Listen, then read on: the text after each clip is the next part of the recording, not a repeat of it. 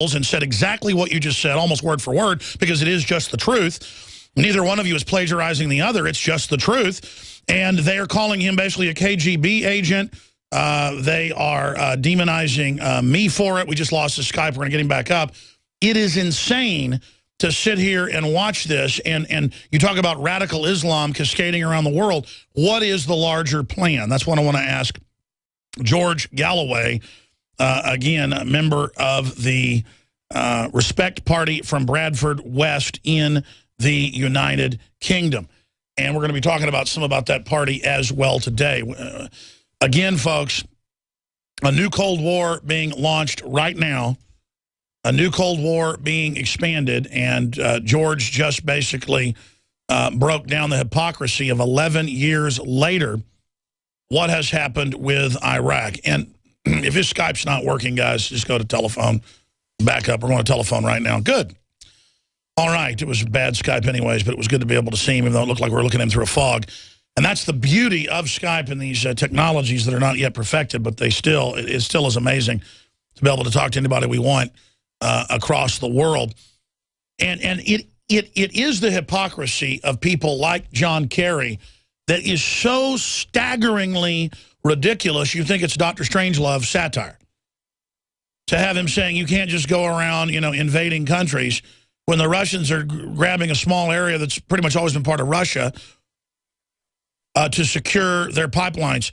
Now, sir, continuing, you were getting into Iraq and the cascading radical Islam. Is there a method to the madness in Syria, in Libya? Because, this looks like something the devil would do just to try to wreck any stability. What's the game plan? Well, I wish I knew. I shared a lift with William Hague, the British foreign minister, just a week or two ago. And I said to him, William, you've been wrong all of your life, but I've never known you to be actually insane. Yet the policy you're following in Syria is literally insane. You have inflated, financed, and armed Al-Qaeda in Syria on the principle that your enemy's enemy was your friend. Yet now you tell us that returning fanatics coming back from Syria, now that they're losing the war, are Britain's #1 security concern. So you've made more dangerous the very people that you say are our #1 national security threat. This has to be defined as insanity, doesn't it? It is, and I've been following politics for decades, but never have seen something this surreal. Again, George Galloway, member of UK Parliament, one of the most outspoken people in Europe, not just England, against all these wars, proven absolutely right about Iraq in spades. Where is it going as the open mental illness, the fascist mental illness, just explodes and metastasizes? Well, it is metastasizing. That's a very good image to conjure up. And it is a cancer that has spread all over the world. And I said this to Tony Blair, man to man, outside the gentleman's lavatory, to be precise, in the library corridor of the House of Commons, just a few days before he and George Bush invaded Iraq. I told him, I think 4 or 5 things. #1, there is no Al-Qaeda in Iraq. But if you invade it, there will be hundreds of thousands of Al-Qaeda in Iraq. #2, the fall of Baghdad will not be the beginning of the end, but merely the end of the beginning. #3, the Iraqis will not welcome you with flowers. They will welcome you with hot lead and fire. And #4, to believe that Iraqis would welcome a foreign invasion of their country means that you think they love their country less than we love ours. Because nobody in Britain or the United States would dream of welcoming a foreign invader and occupier to their country. And lastly, I said that though there is no Al-Qaeda in Iraq, if you invade, Al-Qaeda will be everywhere. It will spread everywhere, like a cancer, metastasizing, as you say, all over the globe, because you will fanaticize, radicalize, extremize millions and millions of Muslims who can see the grotesque double standard that you are practicing. Your best friends in the region are the worst dictators in the region. You are supporting those tyrants, giving them money and weapons where they need them, and you're supporting Israel, which has for more than 60 years wiped off the map the country that used to be called Palestine and scattered their millions of people all over the globe. And any way you cut it, it's meant to radicalize Islam and in the final equation, destabilize the whole region.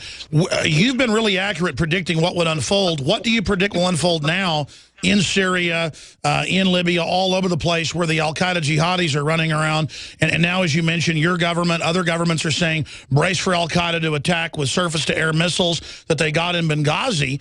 And there's no discussion of why were they given this. I mean, clearly they're helping create the threat to then set up a police state continent-wide, UK-wide, US-wide. Looks to me like they want to use this al-Qaeda threat that they're funding and supporting to take our liberties. Well, up to a point, but the point about the Frankenstein analogy that I keep making is that once you've made the monster, it quickly moves out of your control.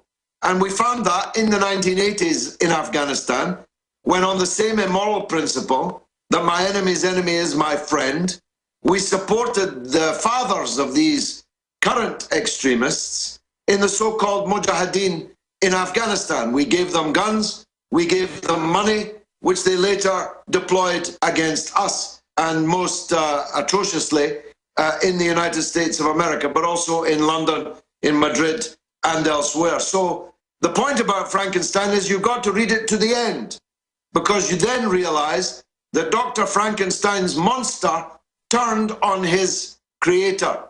And whilst a bit of a threat of fanaticism or communism or Russia can be useful to the military-industrial complex, to the security state apparatuses who wish to bolster their budgets, give themselves more power and centrality in the state, only up to a point.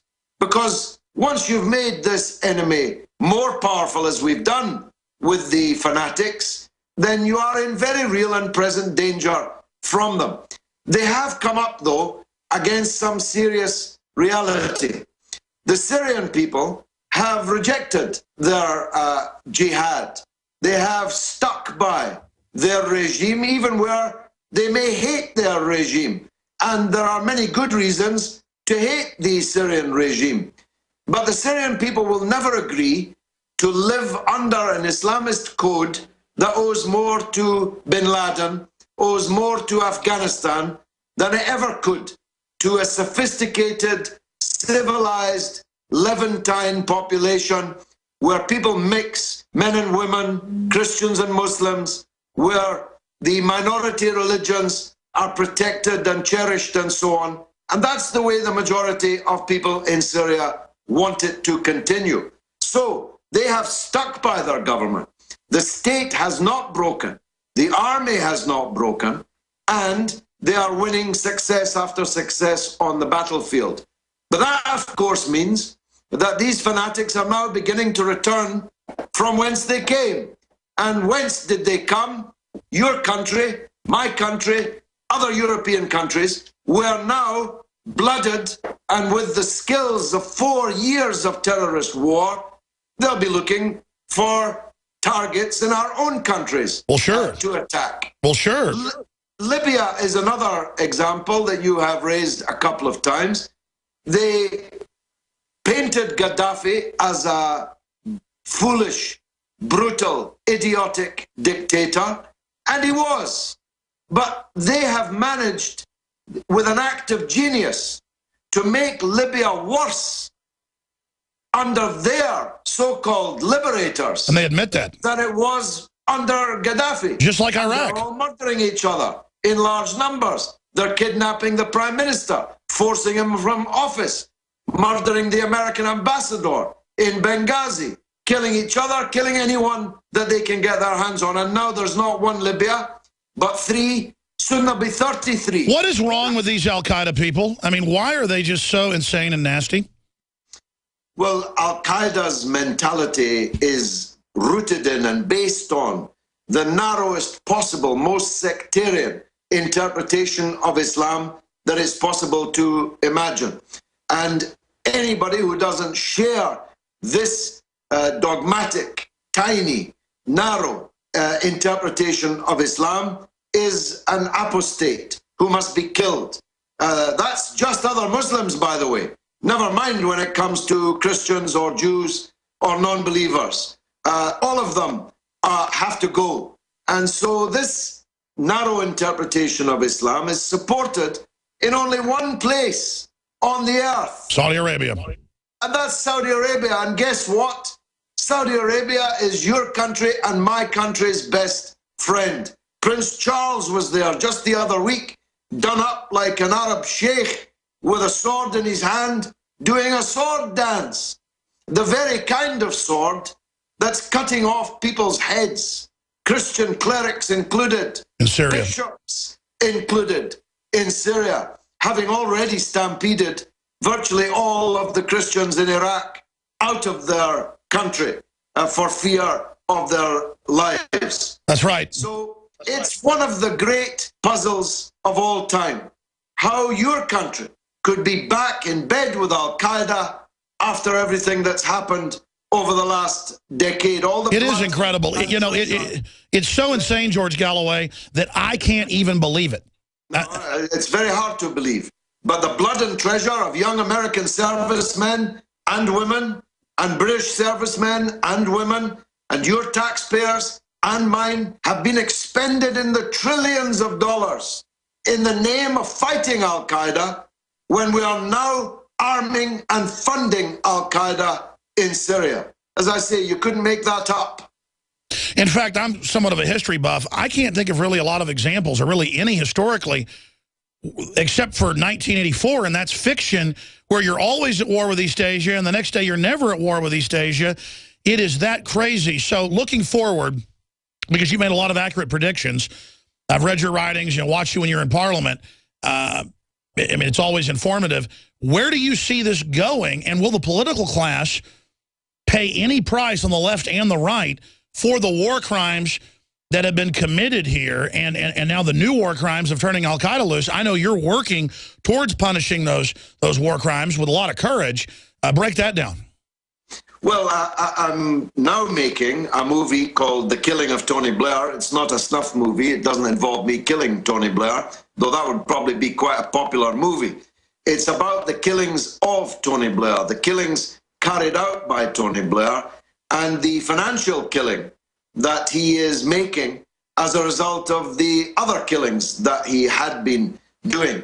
And so I hope that we'll get him sacked as the Middle East peace envoy, the most grotesque appointment since Caligula appointed his horse as a proconsul of Rome. I hope that it will stop companies from hiring him. He's made more than £75 million, so $100 million since leaving office, working for the tyrants and the companies that he so handsomely profited and benefited when he was in office. And I'm about to start making a movie to try and punish the American political class. It's called Where's Kenny Boy?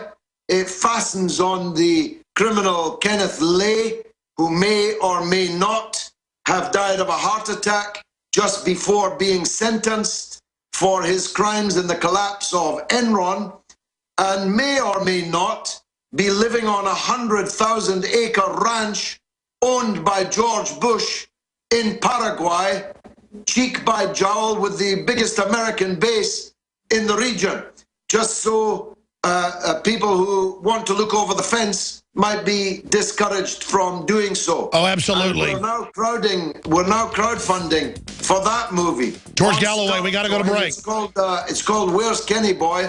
And your viewers and listeners, I hope, will go to Start Join and support it. Okay, George, stay there. We're going to come back from break, and we'll talk about the film, because I followed this, and I'm glad you're making it. And I hope folks will support it, because clearly he staged his death 2 days before sentencing and has been seen down there at the Bush Ranch. I mean, they sheep-dipped him, folks. They stage deaths all the time. George Galloway's our guest. Stay with us. We're on the march.